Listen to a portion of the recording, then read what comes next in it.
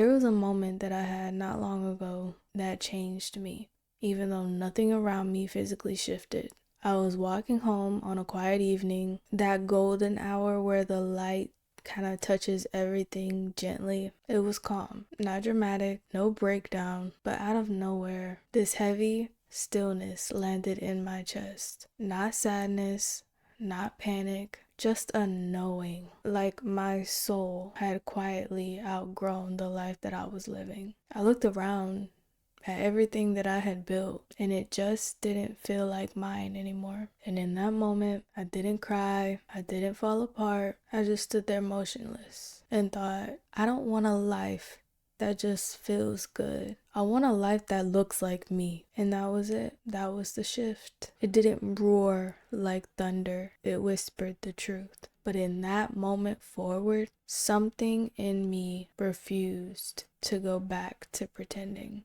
And maybe that's where you are right now. That quiet inner rebellion. That moment when you realize I'm no longer available for anything that's asking me to betray myself. That's not a breakdown. That's an awakening. So if you feel like you're floating in between identities, between versions of yourself, between timelines, know this. You're not broken.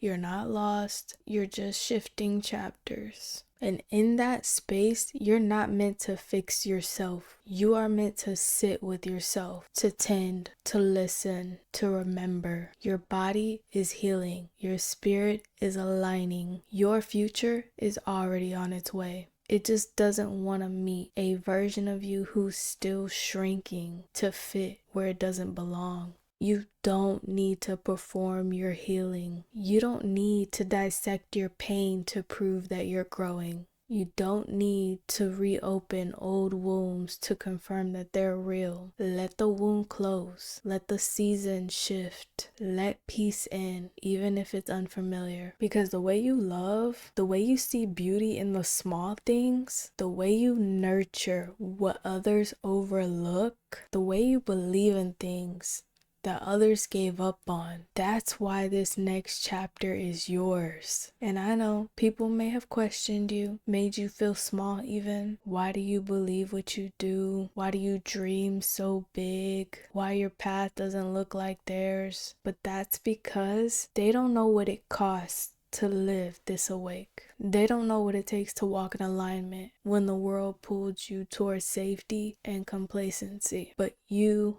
do. And I want you to know the things you want, peace, connection, freedom,